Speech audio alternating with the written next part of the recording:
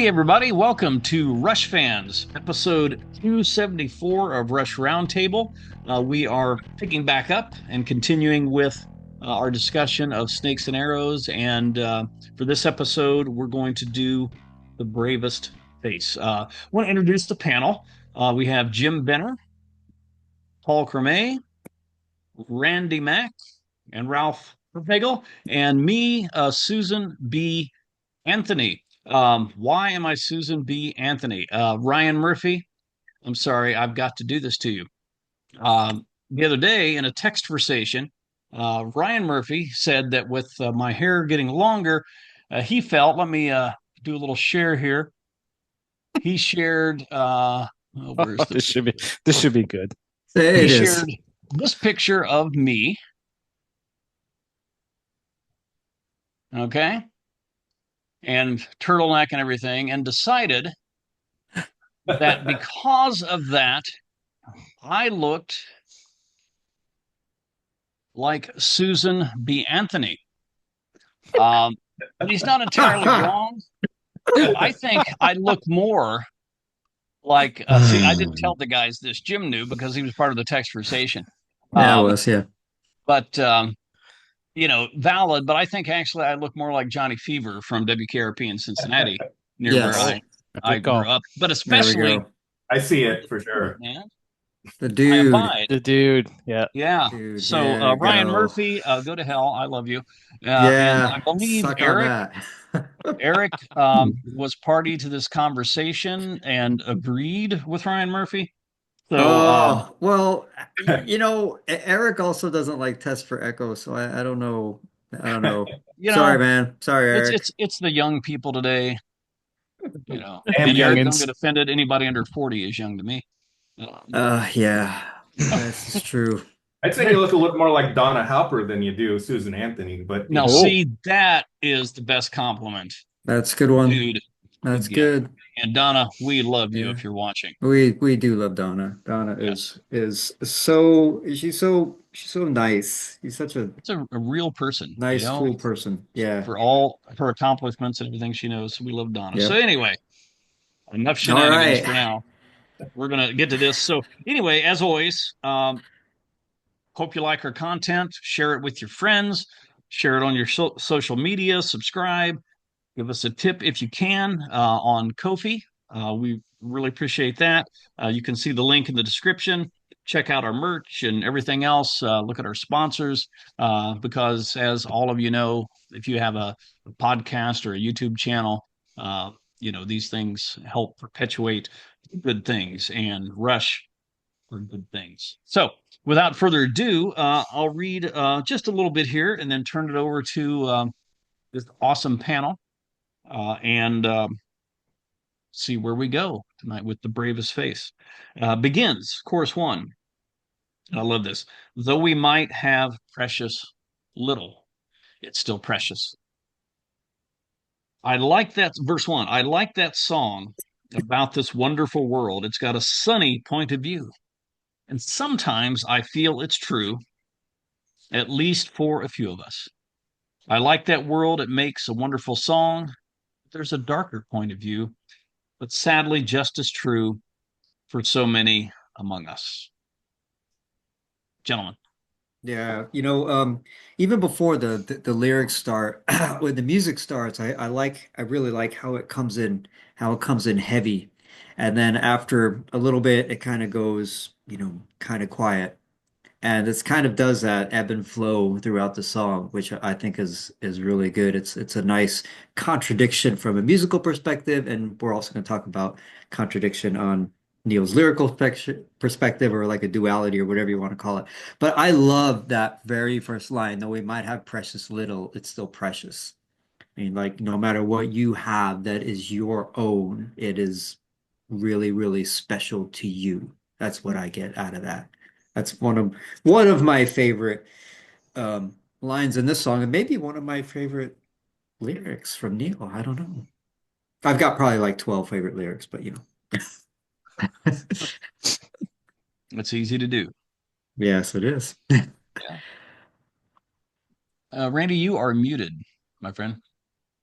Yeah, Sorry about sure. Now Oh, you're there we hooked. go. Good deal, I was man. wondering, is that there's something about the pithiness of that phrase, that single sentence, um, that makes me think of the church signs that Neil sort of collected in his notebooks as he, what do you call it, shun piking around the North America, Feels like something he might have seen. Yeah, yeah, Yeah. for sure. Oh yeah. Ralph, Oh Paul. yeah. Yeah, it kind of reminds me of the larger bowl on Snakes and Arrows too. Kind of like a difference between people who have a lot and people who have a little, you know, but it's Hmm. still yours and it means a lot to you, whether you have a big What's the mansion line? or What you own is your own glory. yeah, there you go. Right. Yeah, another fantastic song. Quit that. Sorry. Sorry. I Sorry. think Getty's delivery, the singing is not odd, but it's like he has that influctuation when he's singing. I know it's more predominant in the second verse. That like he's Mhm. kind of like working his voice a little bit, which is kind of different, I guess. I don't know, Hmm. but it just Yeah, adds to the whole feel of the song, I think. yeah, I feel It's like the whole almost Because song. it's so quiet. Like the music in the background is so just chill. You know what I Mhm. mean? It's just and it adds a lot. Like it puts more focus on the actual lyrics. it's almost like a noir type theme, a narration Mm, thing. Yeah, it's a very unique song, I think, in general for a Rush song. It's not like anything else, I think. Yeah. Yeah, it's Hmm. used as a litany form, which is sort of a repeated structure where I like this, but it's sort of it's setting up things and then sort of saying, yeah, but look on the other side of it, which reminded me of Cold Fire, because Cold Fire has that section about but what about all those love songs? But this is not a love song. This isn't Fantasyland. It's setting up something kind of like we all enjoy it, but it's superficial, and then under the surface, you've got the darkness. Yeah. yeah. It's True. sort of, and I'm glad you mentioned Cold Fire because it does capture this sort of dynamic between, when he said, at least for a few of us, but there's a darker point of view, just as true for so many among us. So we want to be happy, we want to be joyful, we want to look on the sunny side of life, to quote Monty Python, but we can't naively uh, ignore some of the darker parts. It's what a friend of mine, Brian Trainer, who teaches at LMU, wrote a book called Melancholic Joy that talks about this whole sort of idea of we have joy, but it's also with full recognition that there's still darkness. Darkness isn't the last word or the only word, he says, but it's still there. And Yeah. yeah. Yep. So Yeah. moving on. Cool. Yeah. Again, though we might have precious little, it's still precious. I mean, it's just one little, just very few words, and it is so fantastic what Neil, can take just that small line and say something so huge, so amazing. Chorus two, in the sweetest child, there's a vicious streak. All of us who are parents know this to be true. In the strongest man, there's a child so weak. We all know that. In the whole wide world, there's no magic place, so you might as well rise. Put on your bravest face. Put on your bravest face. I was going to go on to verse two, but let's talk about chorus two a little bit Mm, because that's really the message and the heart of the song, I think. yeah. Yeah. The way I look at that is that things are not always what they seem like on the outside, right? You see a sweet little kid, and that kid, can completely freak out about something and get, really mean and, put somebody in the playground or like whatever they do, right? And they're not trying to be inherently evil or anything like that, right? But they just have the streak that, that can happen, right? And I think it's the same too with the somebody who's strong, who appears strong on the outside, either physically or emotionally, you know, not always that way on the inside, right? We all question ourselves on the inside. I do certainly, We should. you know. Mhm. Yeah, and I think it's really interesting. I mean, especially the chorus on this. That's really what when I first heard the song. That's really what drew me into the song, were the lyrics and the chorus. It reminds me kind of like social media presence. We have all these, these great pictures, you can post, a second of our lives, but there's so much more behind it that All we the don't Yeah, pictures we do not post. exactly. Yes. yeah. Right. And How it's many, and it's you see all these families and everybody's happy and smiling Right. and laughing and having fun. And you're like, what goes on at home when the camera's not rolling? Or what, you know what Right. I mean? Right. Like Or Yeah. that. social media is Yeah, known for for that. It's just, sure. it's a at the nice snapshot. family, yeah, at the nice family dinner where we post the pictures of everybody. We didn't post the pictures of the argument about religion and politics that followed. You know, Right. Yeah, for sure. For sure. Yeah, and this predates Instagram, so amazing. Neil always so prescient in his lyrics. And Paul Simon, who's often here, he often refers to counterparts as the theme is duality, right? Mhm. Yeah. Uh, and so the sweetest child really is the sweetest child, but there is something in all of us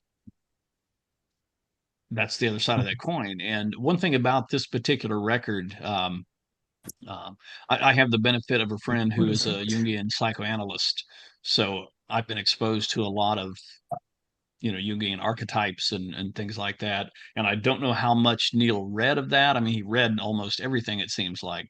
But in Animate and other songs, there are a lot of these Jungian archetypes where, yeah, there's part of us that's this, and like what is it, the god Janus uh, is the other side of that. You can be sweet, but you have a vicious streak inside of you. You might be strong, but you're also a child so weak.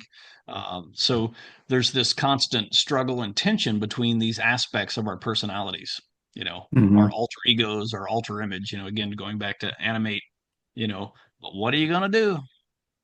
And the whole It's world's this funny. way, not just individuals, the whole Yeah. world's this way. Yeah. So you might as well get out of bed, put on your bravest Just face, and do the just best you can. Jim, go face it. Yeah. When you were talking, it kind of made me think, well, I think Neil's talked about that before too, right? Where something is buried in there, right? Lock Mm. and key. Yeah. And we oh, carry a Mhm. sensitive yes, cargo below the waterline, ticking like a time bomb, right? I mean, it kind of reminded me of that, right? So the same type of thing, right? Maybe being talked about in not necessarily talked about in a different way, but just put in a completely different, context than Lock and Key was. But yeah, this that's is an something similar. excellent, spot on connection. Yeah. What a cool tune, man. Oh my God. Actually, I've been listening to Sorry. Lock and Key. I got Come- distracted the other day. I stumbled Squirrel. on this. Yeah, Yeah. I Where'd they stumbled go? on this book. The Heart is a Lonely Hunter. Okay. Uh, Now Ah, the line from the song is "The heart of a lonely of a hunter lonely guards a hunter. dangerous Yes. frontier." But Right. I looked through like all these lists of Neil's books that he had read, and I didn't find this one. But I'm wondering.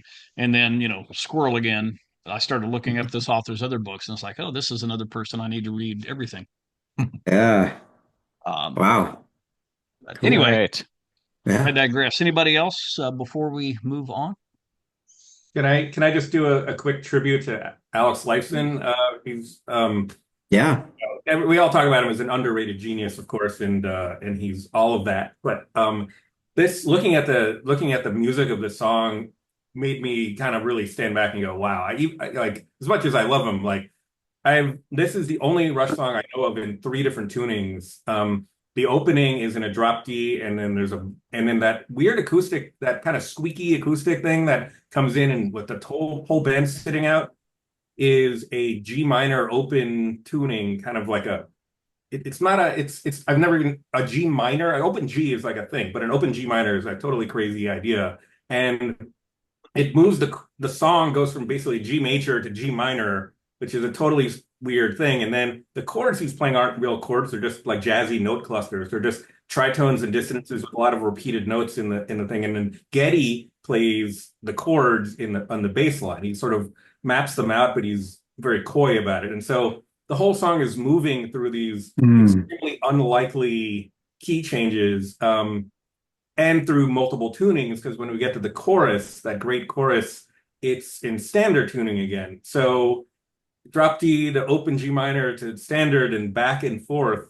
And then in verse 3, which I'm sure we'll get to in a minute, they combine and it's chorus on top of verse. And it's just brilliant stuff. Well, Shout out to Big Al. yeah, and probably no wonder why they didn't play this live if that's the case. Switching I mean, guitars with different tunings. how do you duplicate that, right? With three guys on stage. The Omega The poor guitar, concern. poor guitar tech standing there with two other guitars, like, okay, go, okay, right, your turn. This Yeah, one, catch.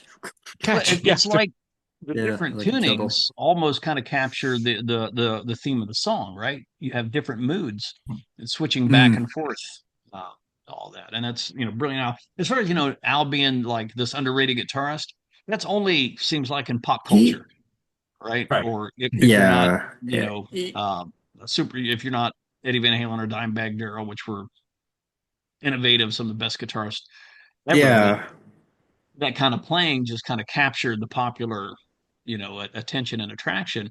But it's like so many rock guitarists. Yeah, Alex Lifeson was my big influence. All of us Rush nerds, it's like we catch all the nuances, like Randy just described, of different tunings and his, yeah. as Taylor Hawkins said at the Rock Hall induction, chaotic melodic solos, things, Yeah, contradictions, chaos and melody, but yet Alex could do that, and that's amazing. So that was awesome, right? I think yeah, that's a good mentioning that. I mean, it shows to his composition ability and his creativity, right? So he's yeah, not, and I've always said that what I love about Alex is that he's not just like, shred and chops, all the time. dime a dozen. He's Yeah. he's approaching things in a different way that really kind of makes you listen and think and really try Mhm. to key into what he's doing. And it's always extremely interesting what he's got Yeah. going on. Another quick squirrel. A lot of people complained about the first Envy of None album because where's Alex playing all the solos? The new one, Stygian Waves, there are Oh some my sweet gosh. Alex solos Dude, that on is a two or three of those songs. dude, that's Under a the Stars. fantastic album. I love it. Oh, it's great. It's So, so but good. But anyway, all right. more on that at another Yeah, time. back to Snakes and Arrows. Yeah. Verse two, I like that show where they solve all the murders. An heroic point of view. It's got justice and vengeance too. Those aren't the same things. At least so the story goes. I like that story. Makes a satisfying case, but there's a messy point of view that's sadly just as true for so many among us. For so many among us, repeating that line twice brings it home. So, Roundtable. Nobody's Hero came to mind on this stanza for the unsolved injustices that happened to his friends in that song, Yeah. and the I just love his. We all have these indulgences, these pleasures, network TV and propaganda and everything, but at the end of the day, you look out in the real world, and there's we of crime or victims. Not everyone even approaches the justice system with it. They just move on with their lives. Neil is just a wonderful, sensitive guy who's picking up all the highs and lows of the real world and putting in these great verses. Yeah. He was really attuned to that world. He was observant and whatnot. Like this verse, like every verse, there's this cool stuff we like, you know, and we like to look at this, we like to think about this. We don't want to think about the other stuff, but the other stuff is just as true. So every verse is like cool stuff, bad stuff. It's all out there. So Yeah. Yeah, it reminds you like it's the Law and Order show, you know. You watch it Hmm. an hour, you know, and it has an end, Wrapped no up. matter whether, they're guilty, not guilty, and you're done. But Right. Yeah. that's obviously not how life goes. And even, you know, if you're a victim or whatever, the We as trial's human over, beings but like you're things still to be tightly wrapped up and explained. We don't like open-endedness. We don't like Right. uncertainty. We don't like, Right. not knowing. Mhm. Bothers Right. us, scares Yes. us. Yes. Hmm. In the softest voice, Oh, there's an yeah. acid tongue. In the oldest eyes, there's a soul so young. In the shakiest wheel, there's a core of steel. On the smoothest ride, there's a squeaky wheel. Does it say core of steel or cord of steel? Core, Core, core, the Core. core. Okay. Wanted core. to be sure. I think of Well, you said Like wheel, what? but it's actually it's the shakiest wheel. The Will. shakiest will. Yeah. Will. Yeah. Yes, yeah, my bad. Yeah, there's a core of steel in the smoothest ride because there's that juxtaposition, right, with cars Yeah. driving. I was confused. On the smoothest ride, there's a squeaky wheel. In the sweetest child, there's a vicious streak. In the strongest man, there's a child so weak. In the whole wide world, there's no magic place. So you might as well rise, put on your bravest face, put on your bravest face. So, the He chorus really three, then comes applied the the Donna Halper rule with the song because he repeats a lot of stuff that's important. Yeah. yeah, Yep. Like there's like two verses in the chorus, there's like three separate choruses that all kind of come back say throughout Yeah. the the same song. thing. Right. That's why I think, like we talked earlier, this song is structurally is a bit different. It's not, Hmm. you know what I mean? It's got more choruses than verses for the most part. Yeah. There's Yeah. Yeah.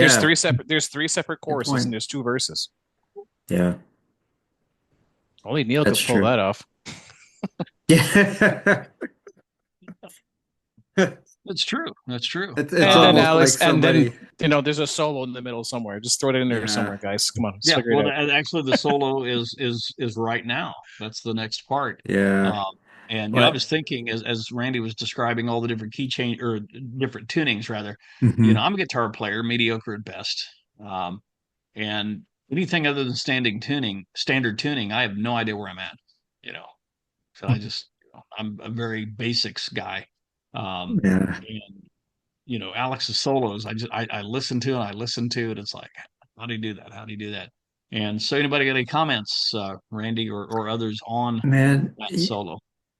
Well, yeah, before we hit the solo, the first part of the chorus in the softest voice, there's an acid tongue, and the oldest eyes, there's a soul. So, and those four lines, I mean, golly, killer. And I know we're going to get to it. They're going to repeat later, right? And they're going Mm-hmm. to be the lyrics will be a lot more prominent with music, just kind of holding notes out, things like that. But man, those, and again, it's the same kind of thing. Like in this, Swedish Child, there's a vicious streak, right? This is the same type of thing. In the softest voice, there's an acid tongue. I mean, it's the same deal, right? Yeah, And it it's so true still. the And tension of now that, yeah, those you got opposites the, inside us. yeah. And now that I'm yeah. I'm old, I can see that there's a soul so young inside of me. Yeah. See that too. Hmm. Yeah, as they say in that lovely Canadian themed series on Hulu, Letterkenny can confirm. And if you haven't seen Letterkenny, you got to see Letterkenny. So, Jeez, squirrel. squirrel. Oh, they I watched a just couple do this episodes stuff of to that, make but oh Paul my roll his gosh, it eyes was a at me. riot. Keep Anything it around. Canadian wise, it's like, oh great, all right, what now? Yeah, Yeah, here we come on, go. throw it at me. I've heard them all.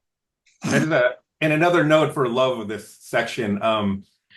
I really like how Neil breaks the pattern, but instead of going like, Hmm. here's a good thing with a bad thing in it, he flips Yeah. it, and here's something that we might not respect, but it actually has great things inside of it, or whatever, like like the elderly and like Hmm. a shaky will with the chorus feel, that kind of thing.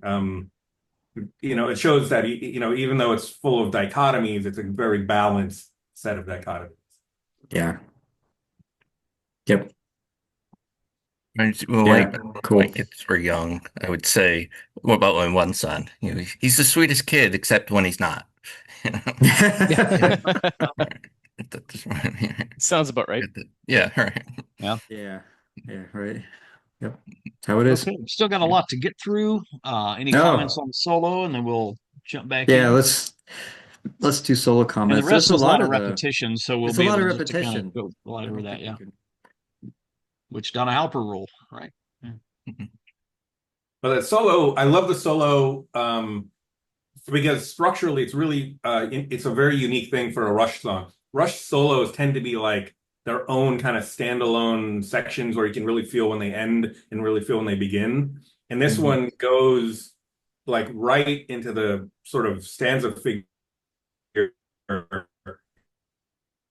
over it in this smooth, cool way. And then instead of like a kind of climaxing or going to a big break, it just flows right into the next verse. And then throughout the rest of the song, Alex is noodling in the background as if the solo is part of the whole thesis. It's not just a little box for the guitar player to be in. It's, Yeah. consistent with the whole thing. So It's it's almost not even a solo, it's like a bridge. yeah, yeah, You know what I mean? It's not like it's like you said, it's Yeah, not doesn't stand and out and he's just rocking Mhm. on, wanking on the neck of the guitar. It's just more soft. It's a more it subtle solo. yeah, and it's very there's just a lot of like it's sort of like I'm gonna say jazz-y, right? And not straight up jazz, right? By any long shot, right? But it's kind of got that sort of lighter feel to Feel. it. Like Yeah. in Alex's playing for sure, and in Neil's playing too. Hmm.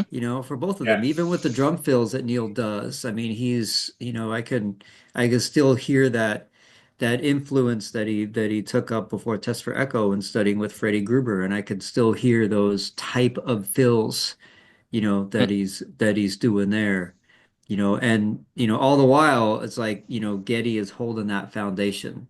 So Getty is Gandalf standing on the bridge with the Balrog. You shall not pass, right? So he's that anchor, right? He's Getty's the anchor there, and the guys are, the other guys are just, they're doing their thing, and it to me, and that part right after that chorus and that sort of like solo or bridgy section, and then going back into that verse, it's so pretty. That yeah. whole Yeah. section, right? It's so beautiful. It's my favorite part of the song, totally. It's awesome. Yeah. It was something that Alex just said in an interview. He was interviewing about the new Envy of None, Stygian Waves, and they were talking about his solos. And he said that, for a lot of rock music, the solo is kind of like the feature the guitar player and his virtuosity, Right. you know. And Alex said sometimes the solo is setting things up for the singer to come back in, so it's more introducing the singer. It's not a feature of It- itself. So the solo kind right. of almost just well, Alex I think said it this way: the solo takes you to the door and then opens that door, and then it's the singer and the lyrics that take you through. And I think that's Mm, descriptive of this particular part of the song as well. So it's yeah. Alex's way Yeah, of for doing sure. solos. It's not me the soloist. It's Right. still orchestral. Yeah. It's part of the entire composition.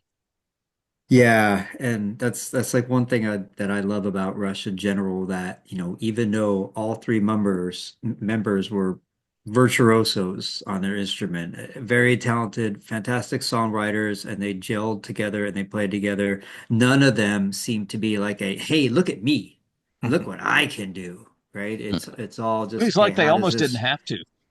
No, like not at all, right? It's like how does it work in the context of the song? And I love that, that part of it. Like, like you say, Alex is setting up for the next section, and yeah. Anyway, I'm gonna And just want to throw awesome. some love to Go ahead. Rush.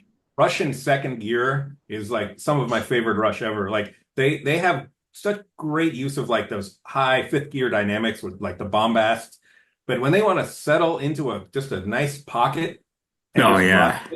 it's like think of yeah. the end of Secret Touch, right? Oh, Where it's just chilling in that. Yeah. I Oh, mean, yeah, and that this song is full of that. There's lots of full yeah. band facets where it's just one guitar or whatever, and it's everyone is just laying back when they need to, and then when they Red come in, Barchetta does that too. yeah, Red Barchetta is perfect. Yeah, yeah, Yeah, the whole intro. And then the yeah, outro. Oh, right, and the cool outro, of course. Yeah, yeah, they go right back. yeah. Yeah, that song is very symmetrical. It's like it's It all is. build up and then build right back down again. Yeah, it's Yeah. very Yeah. No, that's a really good point, Randy. I like that. And yeah, you're right. You know, when they sit in the pocket, I mean, it's just golly, it's We great. should probably It's do so great. a roundtable on symmetrical Rush songs or something, and asymmetrical songs.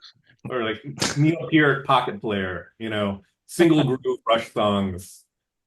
There's not that Yeah, many. there's Man, there's plenty. a lot of squirrels here tonight. Holy jeez, they're There everywhere. are. Geez, they're everywhere. Look at Flying things. squirrels, I think. Oh Jeez. my God. Okay. They're getting there. On, They're getting on flying. that note, as Paul has reined me back All in right. Yes. righteously, All right. so Let's keep going. so solo moves into in the softest voice. There's an acid tongue. In the oldest eyes, there's a soul so young. In the shakiest will, there's a core of steel. On the smoothest ride, there's a squeaky wheel. In the sweetest child, there's a vicious streak. In the strongest man, there's a child so weak. In the whole wide world, there's no magic place. So you might as well rise. Put on your bravest face. Put on your bravest face. So again, that Donna Halper rule of And Neil's repeating this a lot. Pay close so attention. right, and I think two things, right? I think when Neil repeats things like this, I never feel like he's repeating it because you need to have words in the song and this is going to fill it. I always feel that he's repeating it because this is some important aspect of the song, or it could Right. convey the sort of message that he is hoping the listeners would attune to and get across. Yeah. Right. That's just my opinion, for what that's Everything is worth, right? purposeful. Yeah, always with him, right? Even his But drum then fills aren't just fills. oh yeah, his drum fills are definitely purposeful. They're incredible. But I believe, right? So when they sing the whole in the whole wide world, there's no magic place. The very last time Getty sings that, I believe he says, in the whole wide Magical. world, there's no magical place. And I keyed on that when I was listening to the song for the very first time. I was like, wait a minute. Oh, I never So noticed that. that's different. Rewind. Mhm. I believe that's the case. So, if I'm Yep. wrong, everybody All out phase there Nope, out. You in nope. never The notice. Rushland, correct me, but I believe that's the case. nope. The That is the very. case. Yeah, it Yep. comes No, up you're right. in the next iteration, of course, too. Yeah, yeah, Part of the magic of the section, I think, is that they Alex solos over the verse section, and then it goes into the verse section, but he's singing the chorus over it. So he has to, which like I said, is in a completely different key. It's a G minor as opposed to G major. So Mm, Getty shifts down a register, and he sings a whole different set of notes for these melodies in a very like almost a conversational vibe, which is clever on two levels because I think one, it you kind of like lean in quite a bit for this section. I think that's why it's particularly vivid. But it also sets up like a classic double chorus finale mm, without making it feel repetitious right. because when he goes back up into the G major section and goes into his high register again, it's essentially the same block of lyrical ideas, but it sounds completely refreshed and new, and it's I don't know. I don't know. This is my Geddy Lee arranger God moment appreciation corner. Yeah. I just love that. There are a lot of songs, pop songs and hit songs that have this, you know, I mean, there are some songs I listen to and you don't even notice the verse or whatever because they want to get back into this, you know, I could give some examples, but I won't. Where the whole song is just coming back to the repetition of this particular, line or chorus or riff or whatever, and the rest of the song is just kind of there to facilitate doing that again, you know. But with this song, it's like the first time you hear some of those choruses early on, I think back to when I first got this album when it came out, and then when it gets back to that repetition, you're like, I want to hear this again. Not like, oh, this again. Do they have to keep repeating that line? You Yeah. know, but it's more. It just keeps bringing it home to you and makes you think a little bit more about what's being said because it's very substantial. Um, and so it's a kind of repetition that keeps drawing you back in, and you keep And wanting to hear it because it keeps speaking to you. right. And it's not a repetition that is exactly the same every It's not time either. repetitive.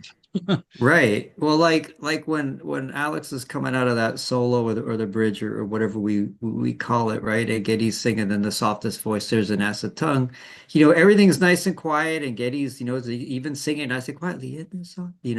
He's doing that, and then they get to kind of the loud, in the softest voice, right? And then Getty's singing it much much more forceful, It comes back right, in with with a the punch. with the music, and it's coming right, and so it sort of, even those same lyrics, they kind of feel a little bit different because of the music that's behind it. So it's not just, oh, let's sing that line again, oh, we'll just sing that line again. There's something else behind it. Yeah. So I'll read through the non-repetitive repetition, um, and go over that. And we can have any other comments, and then we'll move on to the artwork for this one because that deserves a few minutes of conversation. I Yeah, think it you does. know. So after we ended at chorus two. You might as well ride. Put on your bravest face. Repeat. Put on your bravest face. But then we come back to what we haven't heard in a while. Though we might have precious little, it's still precious. In the softest voice, there's an acid tongue. In the oldest eyes, there's a soul so young. In the shakiest will, there's a core of steel. On the smoothest ride, there's a squeaky wheel. In the sweetest child, there's a vicious streak. In the strongest man, there's a child so weak. In the whole wide world, there's no, here it is, Jim, magical Magical. face. Yep. So you might as well rise, put on your bravest face. Then the outro, you might as well rise, put on your bravest face, put on your bravest face, put on your bravest face, Yeah. put on your bravest face. So yeah, just absolutely, powerful message, and all the juxtapositions and the duality and the tensions that's coming through. Cool. What do you do? You get up and you go, and putting on your bravest face. Yeah, Yeah, Yeah, get out and there and do it. Yeah. I was gonna say, and at the end, right, when most of the music stops and it's just guitar strumming, and mhm.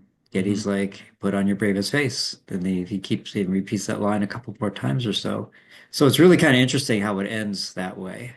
And almost, you were talking, Jim, earlier about the stronger and softer parts of his voice. There's almost a little bit of, I don't want to say shakiness, but if you're speaking and you're unsure of something, you know, or if it's trepidatious, the voice can be a little bit, strained or soft or unsure, Wobbly. Yeah. wobbly. Yeah, Yeah, yeah, yeah, yeah. that's Good that's word. that's the word. Word. Um, and I'd never thought about that before until, um, Yeah, what you just said. But it captures the song. What is bravery? What is heroics? yeah, Um, you yeah, know, Sometimes you be scared as shit, but you still go out and do it. yeah, And yeah, yeah, I mean, this is one of those songs like many Rush songs where when you're facing some challenge or conundrum in life, a line like this or something comes to mind, and you're like, yeah, yeah, I'll get up and go do it. So yep, Right, thanks, Rush. right. Telling you to be resilient, just keep going. yeah, I love how intimate the ending feels. It feels like Getty's like leans through the speakers and like pats you on the shoulder and is like, bravest face, you know it, get out there, you know? yeah, yeah. Sort of like And you can do it. and to share the artwork here, if I where's my share screen? There it is. Not Susan B. Anthony again. William Uh, Tell, right? Yeah, okay. kind of looks like it. Oh, I As we're searching I for got to the actually bring it up artwork. to where did it go? Okay, give me a second. It disappeared on me, but It's David's I've also got having it. trouble notable. finding. Sure it did. So this Yeah. might Hmm. third Snakes and Arrows roundtable, and everyone I've done has ended with a Geddy Lee a cappella ending, basically. So Ah, I went through the whole album, and there's 6 songs with 3 instrumentals, obviously, that don't have any vocals. But of the remaining, there's 6 songs that end with Geddy Lee just, purring his way out into the outro. It's like it's something, I don't know. He's in such good voice y- this whole record, and I think they oh kind of yeah. leaned into that.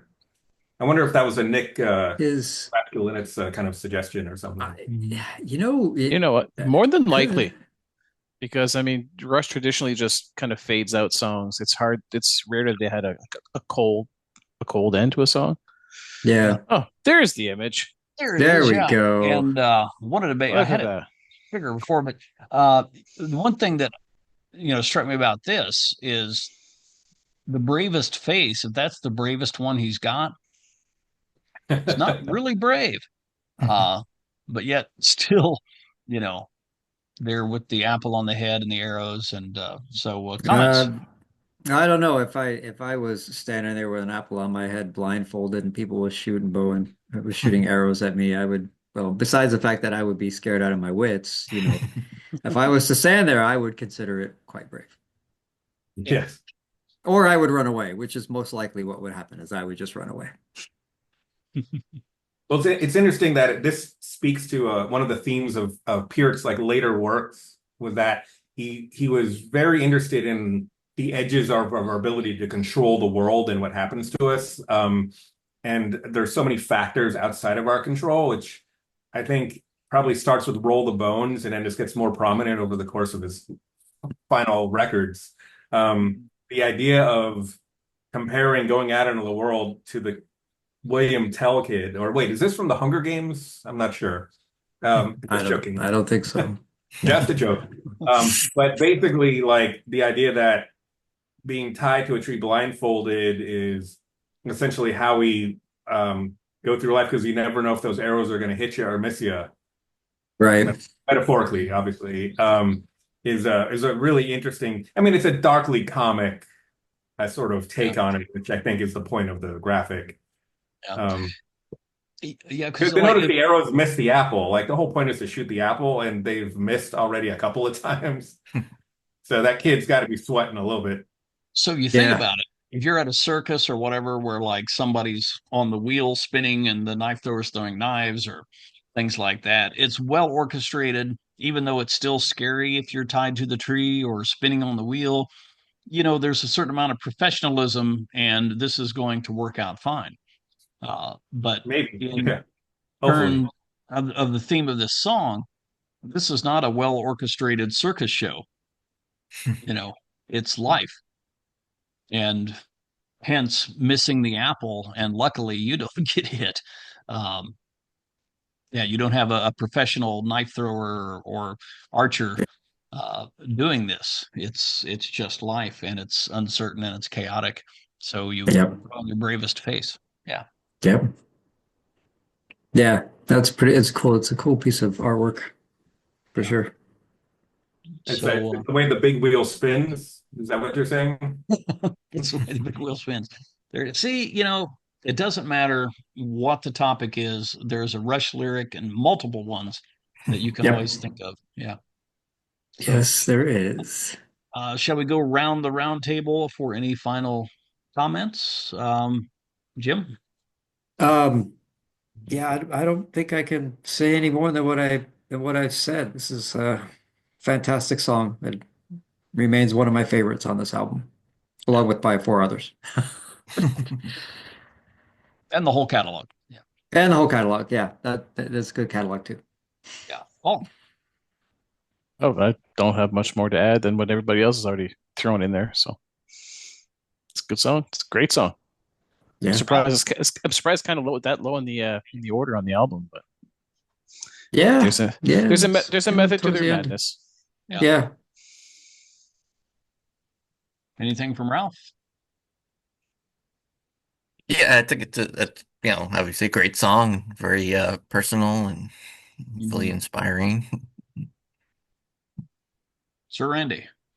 Oh yeah, I love it. This is my favorite my favorite album. Hmm. Maybe the counterparts, they go back and forth. But it's like, before I forget, that there was a roundtable where somebody called out, just as a very spontaneous thing. He said, "Hey, anybody know the only time Geddy Lee is sung in falsetto to the table?" And no one got it. And it's in this song. He lets his voice pop to a falsetto when he says, "So I like that world. I like that world." And he goes, he hits the falsetto Oh, yeah, yeah. octave, almost like his Mm. voice cracking. And I don't It's like remember who said it. I said it. the second verse. Yeah, Who exactly. Yeah. solved he solved the murders? That solve goes up. Oh, well, yes, that's it. Right. It's like his voice cracks. Yeah. Yep. It's very cool. It's Which like a again teenager. shows kind of the shakiness, right, that we experience. But Mhm. yeah, for me, when this record came out in 2007, it was 2002 for Vapor Trail, so it's 5 years since that. And you never know what to expect on the next Rush record. It always sounds like Rush, but it never sounds like any of the other records. And this album for me is like a few others where I don't think about it until I think about it, and then I can't stop listening to it I just play it over and over again. Yeah, And that's what was these yeah, songs kind of grab, Working Them Angels, Far yeah, Cry is a big one. And to an earlier point, there are so many songs that are B-sides because they're on the B-side, but it's like there's nothing, they're just, I think of Cold Fire and Everyday Glory from Counterparts in the same way. It's like these are some of my favorite songs, and they're at the end. yeah. Mm. Yeah, Yeah. it's And this song funny. fits that category for me. Yeah, yeah, they do. A lot of these, B-side songs from Rush, they're not they're not B-side. They're just great songs that happen to be later on in the Yeah. record because you got to put them somewhere. Yeah, what's it like to have to figure out how to do the order of the songs after you record a Oh yeah, record? what a pain. Yeah, and What a a Rush pain. B That's, side, man, is better than most A sides, right? Oh, that's true. Yeah. Yes. Yeah. So, well, awesome. Thanks to this Yeah. excellent panel. One last thing I wanted to mention. Um, there have been several episodes where there is, to quote Saruman, smoke rising, um, on my screen. And I think it was Paul that said, what the hell is that, dude? What are you doing? You know, It's Isengard. Smoke's it's rising from Isengard these we're days. taking the hobbits to Isengard. No, it's just incense. That's all it is. That's all it is. I haven't done funny stuff for decades. So, um, but just in case, because we at Rush fans, we're a family channel and, we're wholesome and everything. So I just wanted to make sure that the smoke on my screen didn't sully the wholesome reputation that we all have here at Rush Yep, fans. that's And true. with that, we are appreciative of all of you that subscribe, all of you that tune in. Share it with your friends, share it with others. You'll be surprised. Um, there's been a couple times I've bumped into people here in Dallas, that say, "Oh, I watch your channel," and things like that. And so share it. We appreciate it so much. Again, support our sponsors. Tip us on Kofi. Check out our merch page. All of that information is right down below. Yep.